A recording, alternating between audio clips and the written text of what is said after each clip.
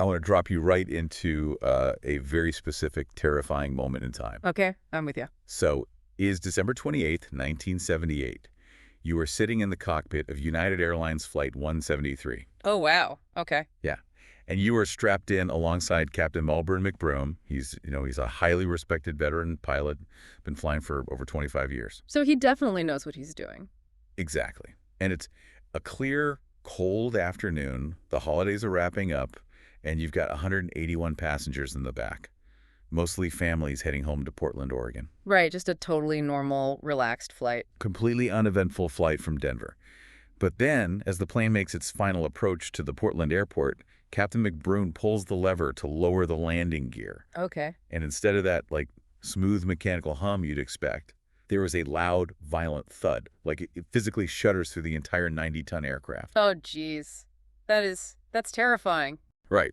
So in the cockpit, the crew immediately looks at the instrument panel. There's a specific indicator light that's supposed to turn green, to confirm the landing gear is locked safely into place. Let me guess. It doesn't turn green. It does not eliminate. Now, this is an incredibly stressful moment, but the captain does what any responsible, highly trained pilot would do.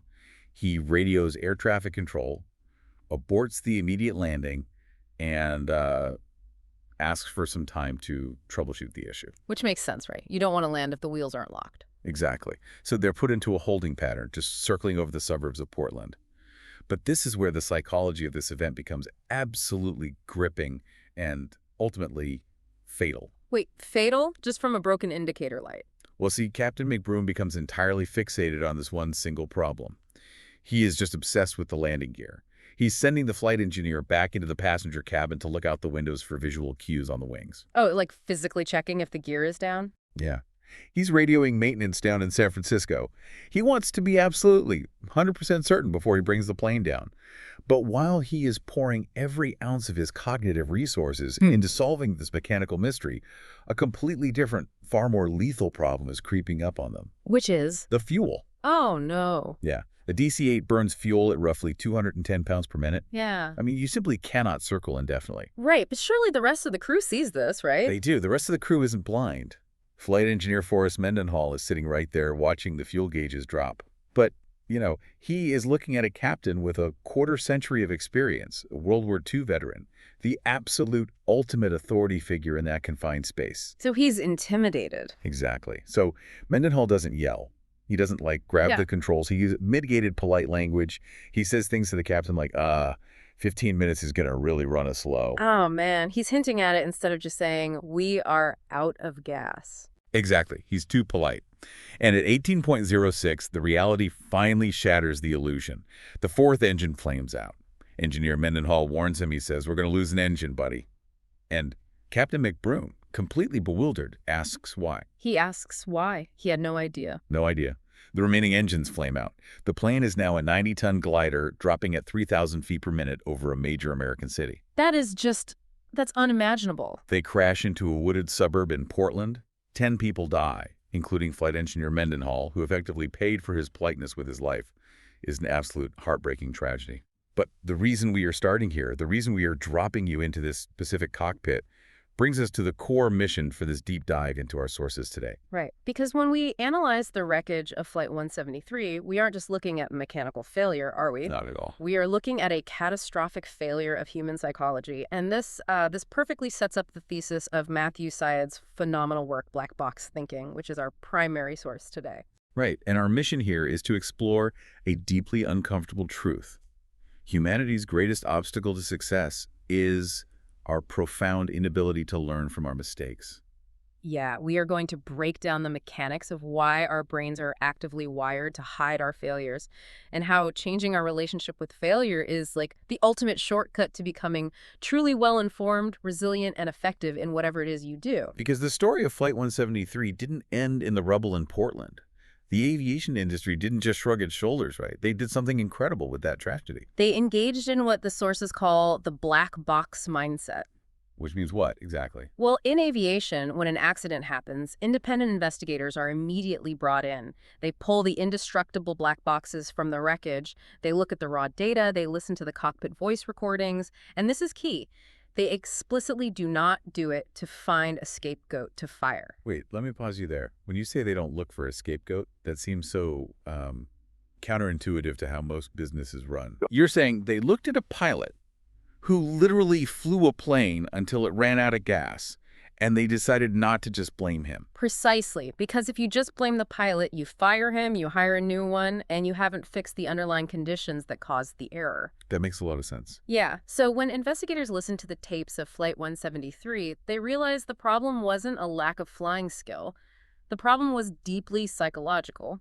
First, they identified a phenomenon known as time dilation. Time dilation. Yeah. Under extreme stress, when the brain is entirely focused on a complex task like troubleshooting, a landing gear, adrenaline, and cortisol, just flood the system, this chemically hyper-focuses the brain on the immediate threat, but it practically shuts down the prefrontal cortex's ability to track the passage of time. Wow, so his brain was essentially lying to him to keep him focused on the gear. Yes. Captain McBroom literally lost his perception of the clock ticking. He asked why when the engine died, because his internal clock genuinely believed they had more time. That is wild. And the second psychological failure they identified was what sociologists call an authority gradient. Okay, what is that? It's this invisible steep slope of power in a room. In 1970s aviation, the captain was God. He was often a military veteran, and the cockpit operated like a strict military dictatorship. Ah, so that's why Mendenhall wouldn't speak up. Exactly. The authority gradient was so steep that junior officers, like Mendenhall, felt they couldn't speak plainly. They would rather hint at a problem and hope the captain figured it out than risk the social and professional friction of challenging him directly. So aviation sees this data, they realize they have these massive psychological hurdles, and what do? They radically changed the system. They invented something called crew resource management, or CRM. They recognized that human beings are fallible, Yeah. so they built a system to catch those fallibilities. How did they do that? They brought in assertiveness training for junior officers using frameworks like PACE. That stands for Probe, Alert, Challenge, Emergency. Oh, that's really structured. Very. They literally trained co-pilots and engineers on how to systematically escalate their warnings so that a captain's fixation could be broken.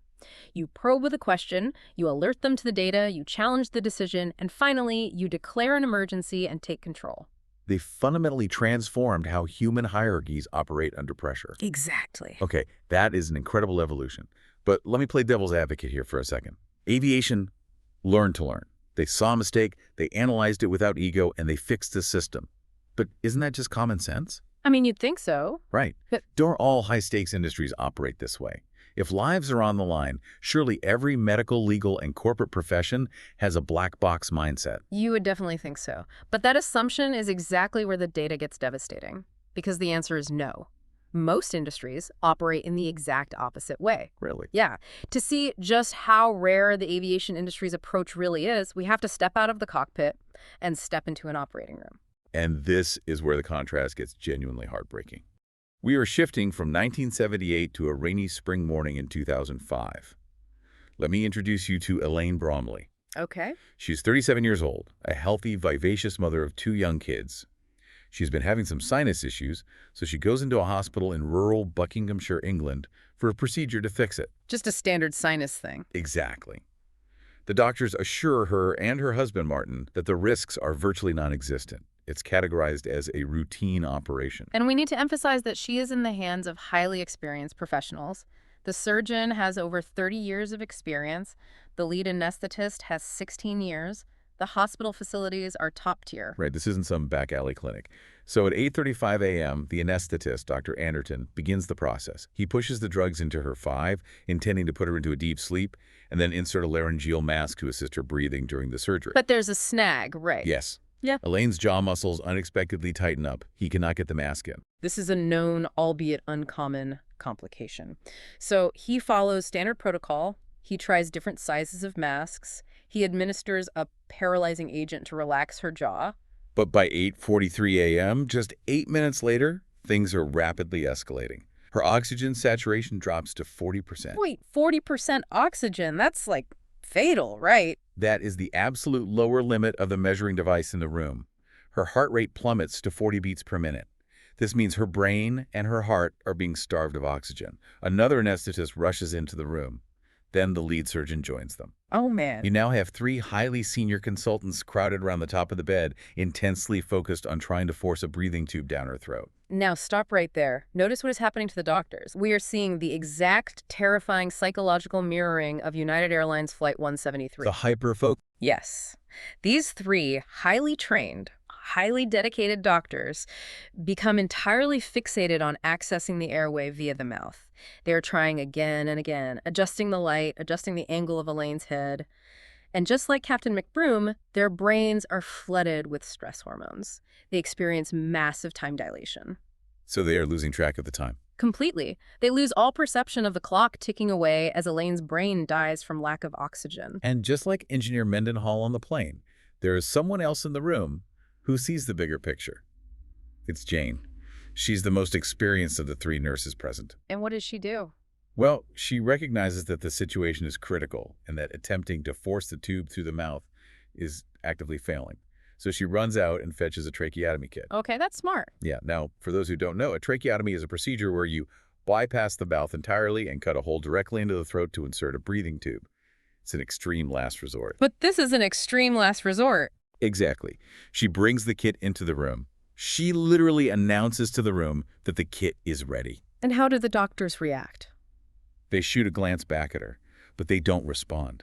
They just keep leaning over Elaine, fixated, trying to force the tube through her mouth. So they completely ignore her. Yes. And Jane hesitates. She thinks to herself, these are three senior consultants. They must know what they're doing. Maybe they've already ruled out a tracheotomy in their heads. If I speak up, if I interrupt them and distract them, maybe I'll be blamed if something goes wrong. That's the authority gradient again. It is exactly that. She is completely paralyzed by that same steep slope of power we saw in the cockpit. The slope of power in that operating room is so steep that the words literally die in her throat. That's awful. And by the time the doctors finally manage to get Elaine's oxygen back up by forcing air in another way, 20 minutes have passed. 20 minutes of no oxygen. Yes. When they finally look up at the clock, they are utterly astounded.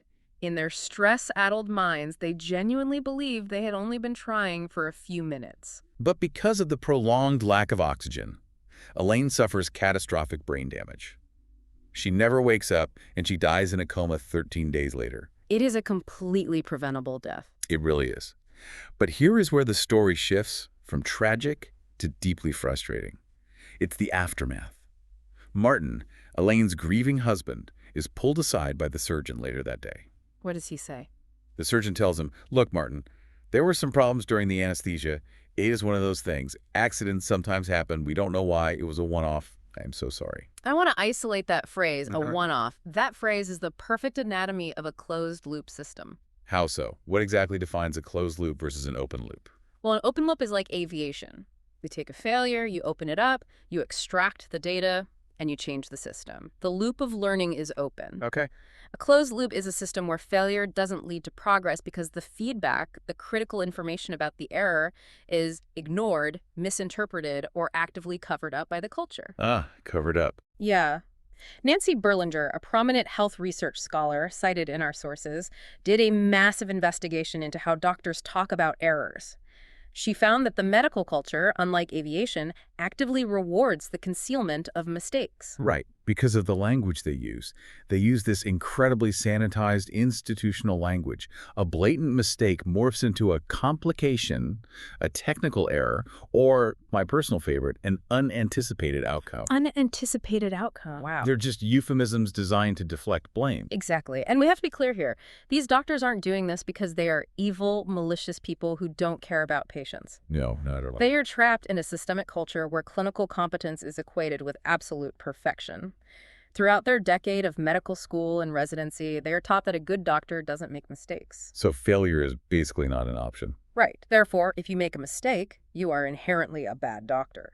So when failure happens, their ego goes into overdrive to protect itself. But the cost of this closed loop is staggering. Staggering is an understatement. The numbers are frankly hard to comprehend.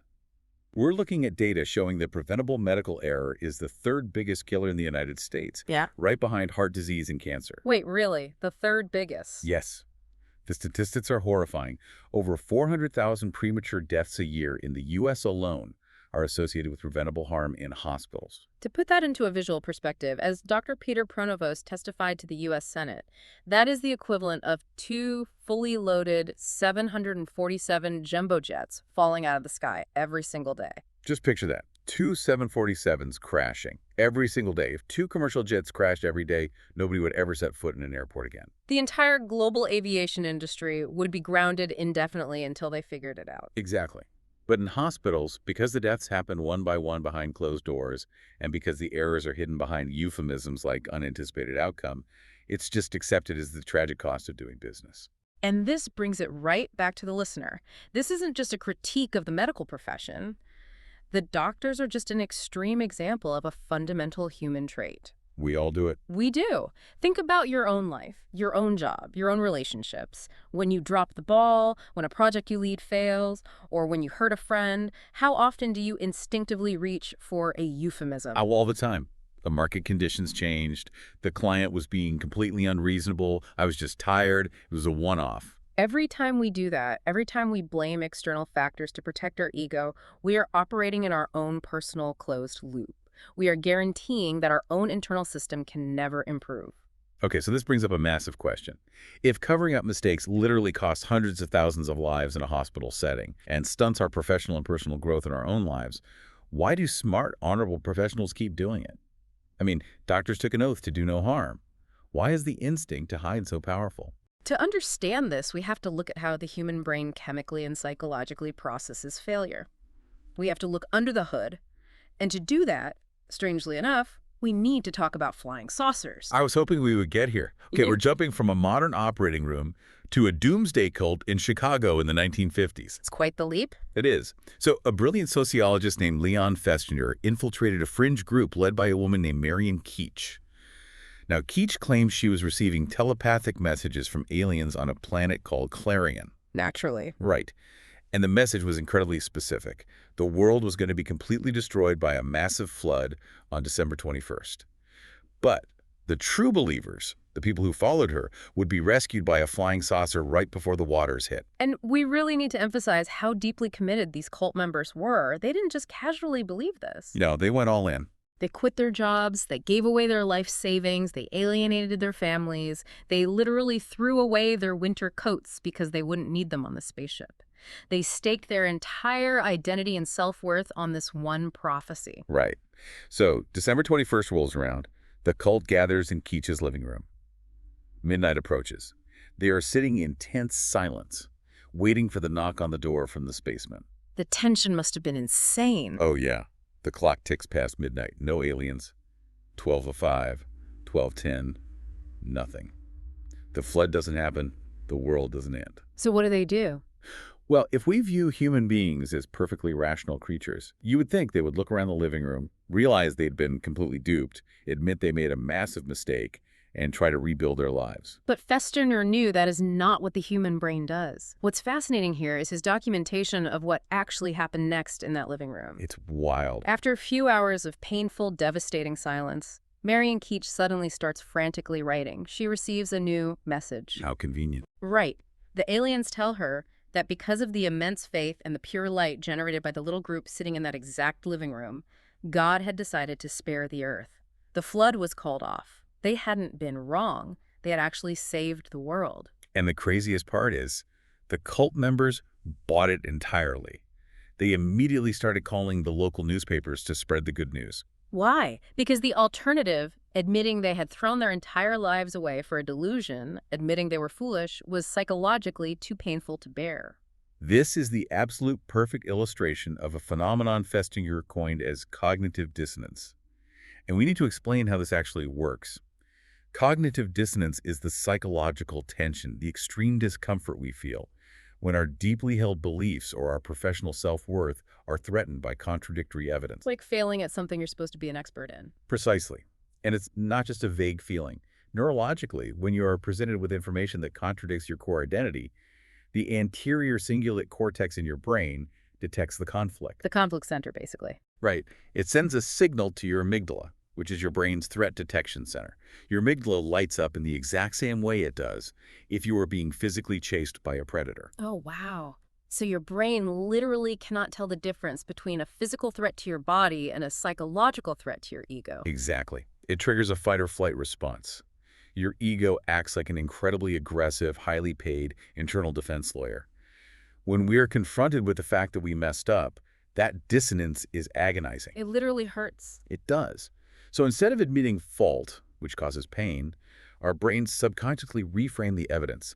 We spin it, we filter it, or we invent entirely new narratives to protect our self-image. We convince ourselves that we were actually right all along, or that the failure was due to completely unforeseeable outside forces. It's self-justification on a biological level. Yes, and you see these exact same intellectual contortions in the criminal justice system. The sources talk about the Innocence Project, which uses DNA evidence to exonerate people who were wrongfully convicted of crimes. Okay, this is a heavy topic. It is. Imagine you have a person who has spent 20 years in a maximum security prison for a horrible crime. Then, a modern DNA test definitively proves that the biological evidence at the crime scene belongs to someone else entirely. Now, rationally, you would expect the prosecutors who put that person away to be horrified, deeply remorseful, but ultimately relieved that the objective truth came out right. Exactly. That's what you'd expect. But that almost never happens. Instead, the original prosecutors often flat out refuse to accept the DNA evidence. They experience massive cognitive dissonance. Because it threatens their identity. Think about it. Their entire public identity, their career, their sense of self is built on being the good guys who put away the bad guys. To admit they ruined an innocent person's life is psychologically devastating. It triggers that amygdala pain response. So what does their inner defense lawyer do? It goes to work and invents absurd reality-bending theories to explain away the DNA. They'll claim, well, maybe the victim had consensual sex with a stranger right before she was attacked by the suspect, and that's why this other DNA is there. They literally invented a legal term for this invisible, non-existent person to protect their original conviction, the unindicted co-ejaculator. That is it is a staggering level of denial. It's the Marion Keech flying saucer excuse dressed up in legal jargon. Exactly. And this brings us to a really uncomfortable truth about expertise. We tend to intuitively think that the smarter you are, or the higher up you are in an organization, the better you are at objectively analyzing data and admitting when you're wrong. But that's not true. No, extensive research by psychologists Philip Tetlock and Sidney Finkelstein shows the exact opposite is true. The sources refer to this as the expertise trap. Explain how that works. It's fascinating. The more famous the expert is, or the higher up an executive is in a corporate hierarchy, the worse they are at admitting mistakes. Wait, really? Why? Think about the stakes. Their entire public identity, their massive salary, their status, and their authority are entirely tied to their reputation for brilliance. When a highly paid pundit or a CEO makes a prediction or a strategy that fails, their cognitive dissonance is vastly stronger than an average person's because they have so much more to lose socially and professionally. So they double down. Hard. Their internal defense lawyer works overtime. They become absolute masters at reframing their failures as successes in disguise. They'll say things like, I wasn't wrong, I was just off on the timing. Or, the core strategy was brilliant, but my subordinates failed to execute it properly. Passing the blame. Now, speaking of famous leaders refusing to admit mistakes, our sources do bring up a highly charged political example involving the Iraq War and the hunt for weapons of mass destruction. Okay, but before we get into it, we need to take a quick time out and speak directly to you, the listener. Yes, absolutely. Regardless of where you fall on the political spectrum regarding the Iraq War, whether you supported it, opposed it, lean left or lean right, we are absolutely not looking at the politics or the ethics here. We are taking no sides. We are purely looking at the psychological mechanics of the leadership as analyzed in the source text. Exactly. We are looking at this strictly as a case study in how human beings process a failed prediction.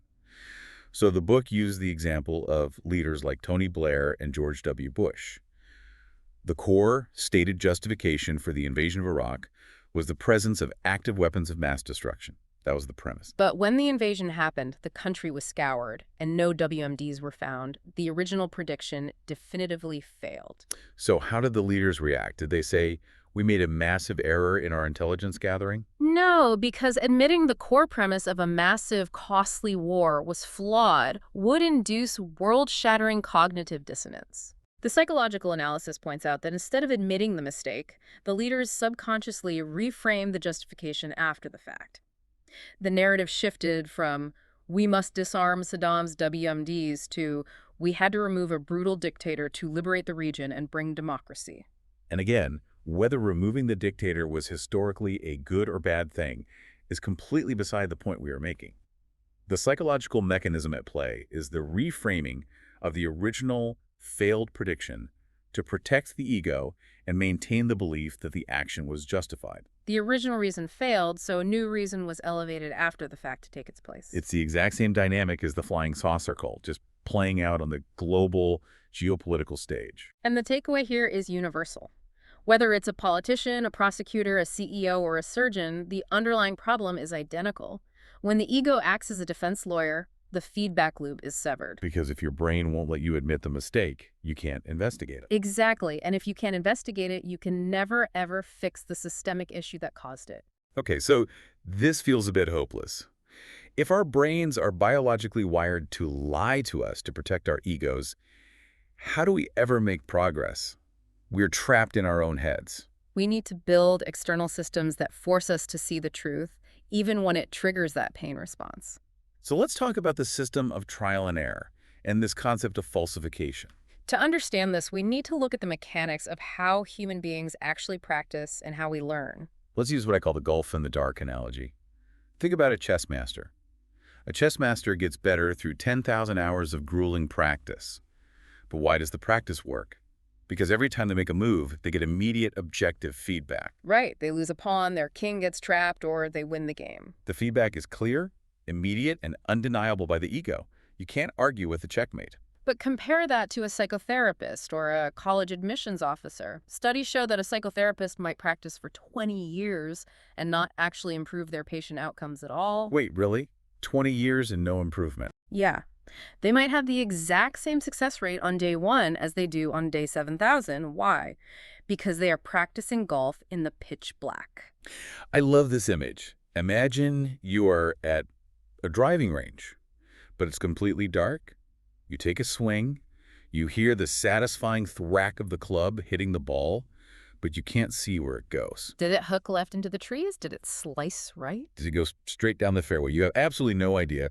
So how can you possibly correct your stance for the next swing? You can't. Without a feedback loop, without a clear error, signal practice is entirely meaningless. The psychotherapist treats a patient, the patient feels better in the room and leaves, and the therapist rarely tracks them 5 years down the line to see if the intervention actually worked long term. There's no error signal. Exactly. They assume they hit it straight down the fairway every time. And this brings us to the brilliant philosopher of science, Karl Popper, and his theory of falsification. This was a huge paradigm shift for me. We usually think of science as the pursuit of finding evidence to prove our theories right. Right. That's called inductive reasoning. And Popper argued it's inherently flawed. Popper argued that science actually progresses not by seeking to confirm theories, but by aggressively trying to falsify them, to prove them wrong. A good scientific theory makes a specific, risky prediction that can be tested. Like when Galileo dropped 2 balls of different weights off the Leaning Tower of Pisa. He wasn't just messing around, he was testing Aristotle's long-held theory that heavy objects fall faster than light ones. And when they hit the ground at the exact same time, Aristotle's theory was falsified, it was proven wrong. And that painful failure is what forced science to come up with a better theory of gravity. Contrast that with astrology. The reason astrology is a pseudoscience isn't just because it's mystical. It's because its predictions are so incredibly vague that they can never be proven wrong. Big changes are brewing at work today. Be prepared. Well, yeah, for everyone, always. Every day has some change. Because astrology can never be falsified, it can never learn. Okay. That's why astrology hasn't advanced in 200 years. If you want to progress, you have to actively seek out the data that proves you wrong. Which brings us to one of the most brilliant historical examples of actively seeking out the hidden data of failure, the story of Abraham Wald and the World War II bombers. This is such a great story. It's the 1940s. Allied bombers are flying incredibly dangerous missions over Nazi-occupied Europe and taking heavy casualties. The military brass wants to reinforce the planes with armor to protect the pilots. But they have a physics problem. Right. They can't armor the whole plane, or it'll be too heavy to fly. So they gather data, they look at all the planes returning to base after missions, and they map out where all the bullet holes are. They find that the wings and the fuselage are absolutely riddled with bullets. So the generals look at this data and say, well, this is common sense. Put the armor on the wings and the fuselage, that's where they're getting hit. But Abraham Wald, who was a brilliant mathematician who had fled Austria, looked at the exact same data spread out on the table and said, no, you must put the armor where there are no bullet holes. And the generals thought he was crazy. Why would we armor the spots that aren't getting shot? Because Wald understood what we now call survivor bias. Hmm. Wald realized a massive flaw in their data collection. Oh, I see where this is going. The military was only looking at the planes that survived the missions. The bullet holes on those returning planes didn't show where the plane was most vulnerable. They showed where the plane could take a hit and still safely make it home. Ah. So the areas with no bullet holes on the surviving planes, like the cockpit and the engines, were the fatal spots. Exactly. Because any plane that got hit in the engine never made it back to the base to be measured. They were at the bottom of the English Channel. Wow. The failures, the downed planes, held the absolute most vital data. The generals were blind to the failures because they weren't in the hangar, so they almost optimized the exact wrong thing. If we only look at our successes, if we only analyze the returning planes in our own lives, we learned absolutely nothing about our vulnerabilities. We have to seek out the failures to understand the true shape of the problem. Okay, that makes perfect sense when you were dealing with armor plating. But what happens when a problem is so incredibly complex that no genius, not even an Abraham Wald, can figure it out by just thinking really hard? What if the problem defies human logic? This is where we move from theory into extreme practicality. We have to look at the battle between top-down design and bottom-up evolution. Let's talk about soap, specifically the Unilever detergent nozzle. Yes, soap. Years ago, the massive corporation Unilever was trying to manufacture powdered detergent. The process involves pumping boiling hot liquid chemicals through a high-pressure nozzle, and as it sprays out, it dries into hollow little grains of powder. Sounds simple enough. But the nozzles kept clogging up. The pressure was inconsistent, the powder was clumpy, it was a manufacturing nightmare. So Unilever did the logical corporate top-down thing. They hired a team of elite mathematicians and fluid dynamicists to design the perfect nozzle. Right. The mathematicians sat in a room, applied the complex laws of physics, calculated the pressure differentials, the heat viscosity, and they designed a beautiful blueprint for the optimal nozzle. They built it, installed it on the factory floor, turned it on, and it clogged immediately. Just completely failed. Failed. The problem was simply too complex. The microscopic interactions between the heat, the pressure, and the chemical composition were beyond human calculation. The top-down approach failed. So Unilever tried a completely different, almost absurd approach. They essentially fired the mathematicians and hired a team of biologists. Wait, biologists for a soap nozzle? Yeah. Now, biologists don't calculate fluid dynamics. They don't build blueprints. They understand evolution. So what do? They took the original flawed nozzle and they created 10 random variations of it. Like mutation? Exactly. They made one slightly longer, one slightly wider, one with a groove on the inside, one with a different angle. They tested all 10. 9 of them were terrible. They clogged worse than the original, but one of them was just a tiny microscopic bit better. So they threw away the 9 failures. Right. They took that one winner and they used it as the parent to create 10 new variations of that nozzle, 10 new mutations. And they repeated this brutal process of trial, error, selection, and mutation. They didn't try to understand the physics of why one was better, did they? Nope. They just let the failures weed themselves out and let the data guide them. They repeated this evolutionary cycle 449 times. By the 45th generation, they had a nozzle that worked flawlessly. It never clogged, and it produced perfect powder. But the craziest part of this story is what the final nozzle looked like. It wasn't a sleek, elegant piece of engineering. It was this bizarre, asymmetrical, grooved shape that no human line would have ever designed on purpose. It looked like a piece of abstract art or a strange seashell. This is the undeniable power of a bottom-up evolutionary system. Progress often requires submitting to the mechanism of trial, error, and adaptation, rather than relying on a top-down master plan. We arrogantly think our big human brains can sit in a room and design perfection, but the real world is too messy. You have to let the environment test your ideas. And this isn't just a quirky story about detergent. This exact philosophy is the fundamental engine of the modern tech industry. Take Drew Houston, the founder of Dropbox. Oh, I use Dropbox every day. Right. He didn't spend 5 years locked in his basement, secretly trying to code the perfect, bug-free cloud storage software before showing it to a single customer. No, because if he did that, he would have built something nobody wanted. Exactly. He utilized what we call the lean startup methodology. The core idea is to launch a minimum viable product, or MVP. You build the absolute most basic, stripped-down version of your idea, and you release it to early users immediately. And it will be flawed, it will have bugs, it'll be embarrassing. But the failures and the user feedback become the evolutionary pressure, just like the biological mutations of the nozzle that guides the software development. It's the mantra. Fail fast, fail often. Yeah. The failures aren't setbacks, they are the literal navigational beacons showing you where to steer the code. If you hide in your basement trying to perfect a top-down blueprint, you're going to launch a product nobody wants, or you'll simply be beaten to market by a competitor who iterated their way to success. Okay, so we've established that we need to stop hiding our mistakes, embrace the error signal, and let failure guide us. We need to open the loop. But how do we practically apply this failure testing mindset to achieve peak success in our everyday lives?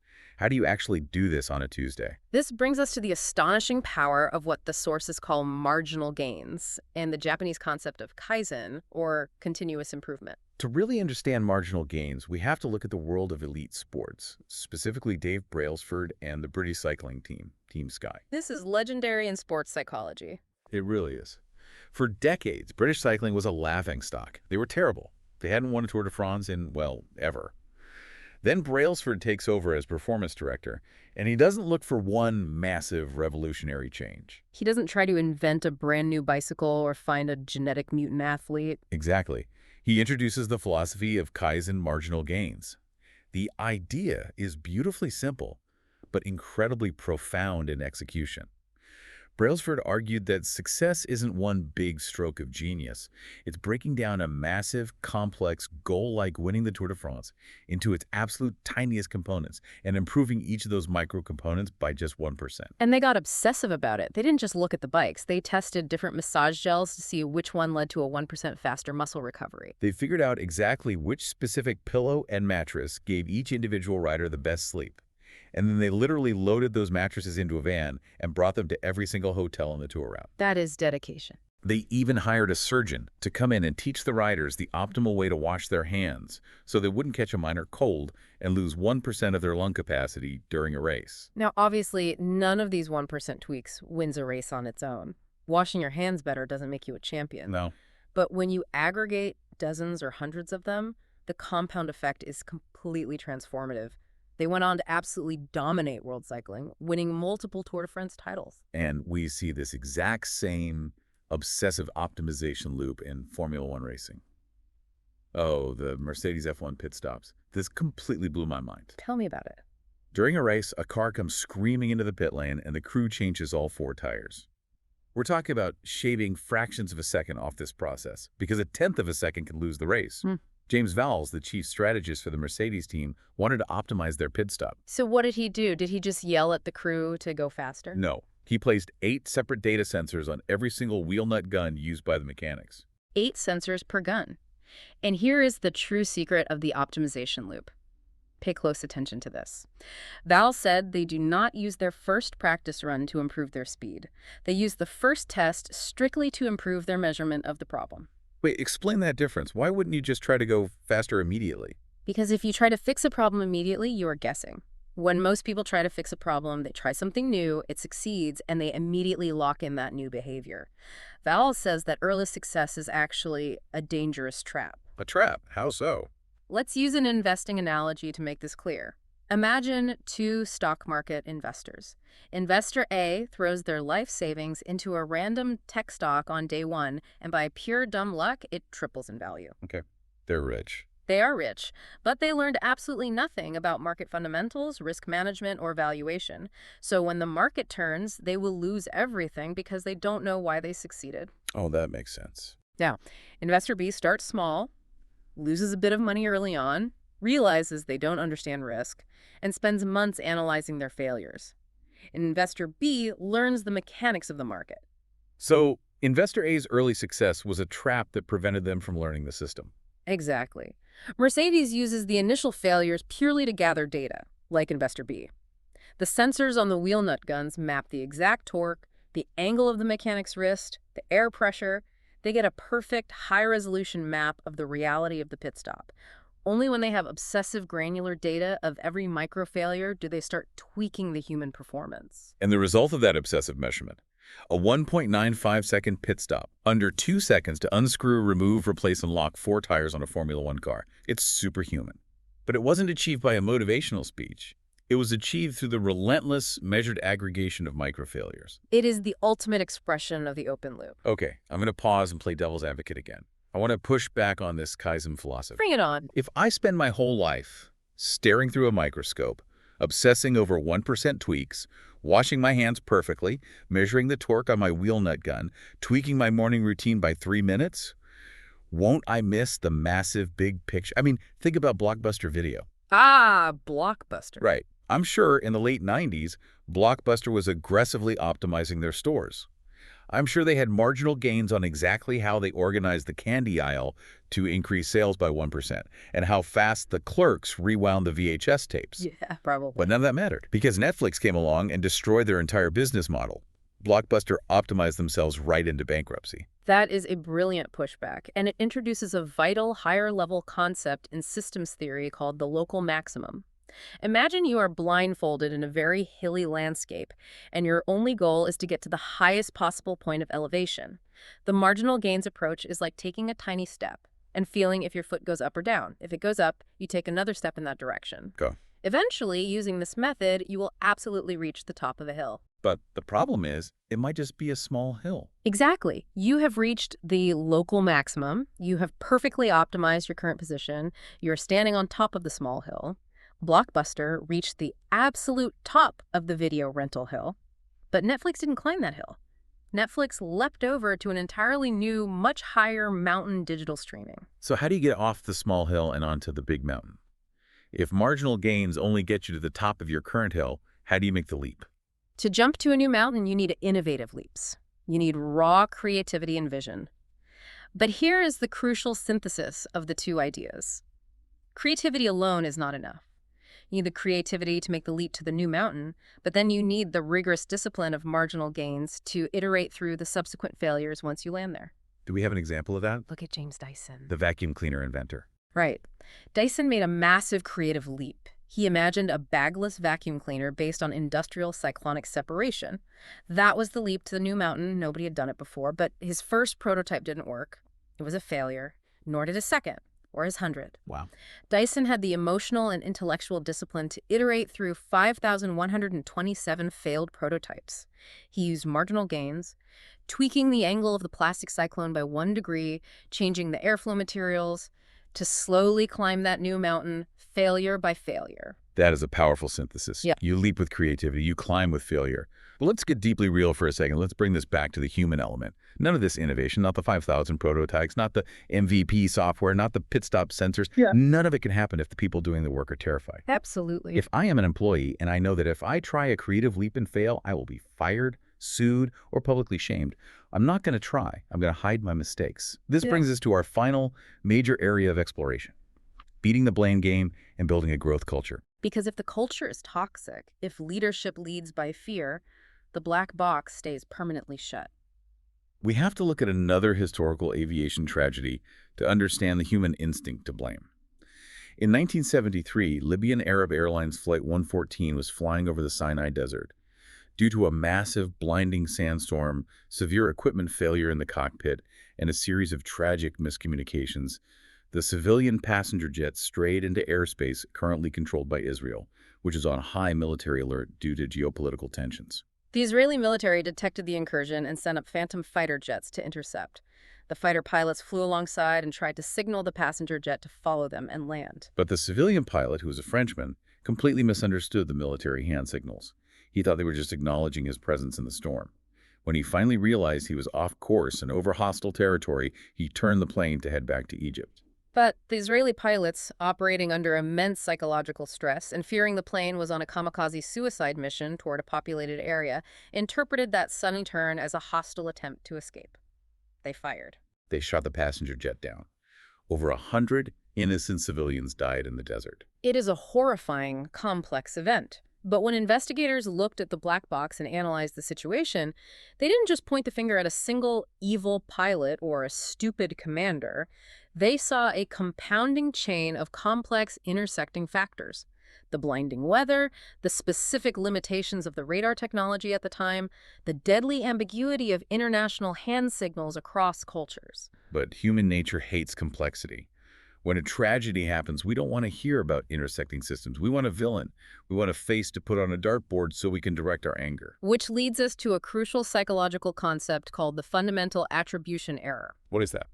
This is a cognitive bias where we have a knee-jerk reaction to blame individuals and their character for failures, rather than examining the systemic complexity and environmental factors that surrounded the event. When a plane crashes, the immediate media narrative is always to look for operator error. Was the pilot drunk? Was he distracted? When a company fails, it's immediately the greedy, incompetent CEO. Right, it's so much easier to say bad apple than flawed barrel. But when an organization preemptively blames the individual, it creates a culture of absolute terror. If I'm a nurse or a junior developer or a mechanic, and I know I'm going to be fired if I admit I made a mistake, I'm going to do whatever it takes to survive. I will hide the error, I will bury the data, I will close the loop. And this ties directly into the groundbreaking psychological research of Carol Dweck regarding the fixed versus growth mindset. This is the foundation of organizational culture. This is such foundational stuff for anyone in leadership or parenting. Yeah. Break down the mechanics of the two mindsets. A person with a fixed mindset fundamentally believes that talent, intelligence, and ability are innate and statically unchangeable. You are either born smart or you aren't. You either have the gift or you don't. Okay, so you're just born with it. Right. And because of this core belief, every single challenge they face is perceived as a definitive test of their inherent worth as a human being. If they try something and fail, it doesn't mean they need more practice. To them, it means they are fundamentally, permanently inadequate. So for a fixed mindset, failure isn't just a bummer. It is an existential threat to their ego. Exactly. And because the prospect of failure is so terrifying, people with a fixed mindset will often engage in a subconscious behavior called self-handicapping. Oh, I used to see this in college all the time, like the guy who gets incredibly drunk the night before his organic chemistry final. Yes. Why would someone do that? Because if you study hard, give it 100% and still fail, the fixed mindset says, I am stupid. That is intolerable. But if you get drunk and fail, you have a built-in excuse. I failed because I was hungover, not because I lack intelligence. You protect your fragile ego by actively sabotaging your own performance. That is so self-destructive. Now contrast that with the growth mindset. People with a growth mindset believe that abilities, intelligence, and talent can be developed through dedication, strategy, and hard work. Brains and talent are just the starting point. So for a growth mindset person, failure isn't an indictment of their soul. It's just a data point.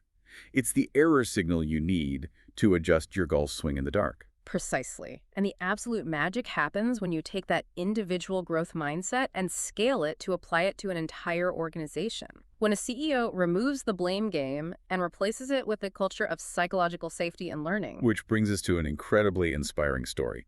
The triumph of the Virginia Mason Health System in Seattle. The CEO, Dr. Gary Kaplan, took a trip to Japan to study Toyota's manufacturing processes. He wanted to overhaul the hospital's culture to reduce medical errors. He instituted something called patient safety alerts, which was a system for staff to report mistakes, near misses, or dangerous protocols. But initially, it was a massive failure. Nobody used it. Why? Why wouldn't nurses want to report safety issues? Because while the system was new, the culture was old. The hospital still had a culture of blame and a strict, intimidating hierarchy. The nurses were terrified that if they reported a mistake, a senior doctor would retaliate against them, or the administration would use the report to fire them. The mechanism was there, but the fear kept the loop completely closed. Then, in 2004, a tragedy occurred that forced a massive reckoning at Virginia Mason. A patient named Mary McClinton died a horrific, completely preventable death. During a highly complex procedure, she was inadvertently injected with a highly toxic antiseptic called chlorhexidine instead of a harmless marker dye. Oh, how does that happen? Because the two liquids were placed in identical, unmarked stainless steel bowls side by side on the surgical tray. Now, in 99% of hospitals, the administration would immediately circle the wagons. They would deploy the medical euphemisms.